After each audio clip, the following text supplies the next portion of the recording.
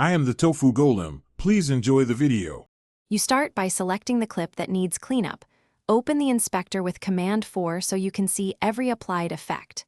Once visible, scan the Effects and Video/Audio Enhancements panels to identify what to remove. Make sure to confirm whether effects are on a compound clip, adjustment layer, or the clip itself, because that changes where you remove them. Now that you've located them, you're ready for the first removals. Target individual effects in the inspector rather than guessing on the timeline. You can toggle effects off with the checkbox to compare before and after. This is faster than deleting when you might want to restore later.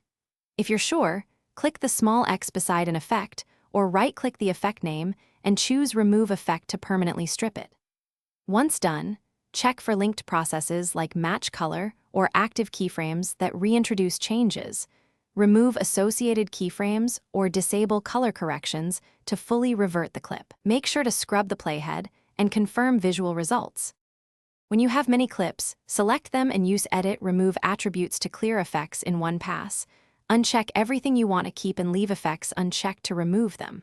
Once done, inspect the timeline for adjustment layers or compound clips that might still apply changes. Open those and remove effects inside. Finally, render or play back to confirm. If something persists, check nested clips and rolls. Often the effect lives one level deeper, and removing it there solves the issue. Thanks for watching. Consider subscribing if we helped you today.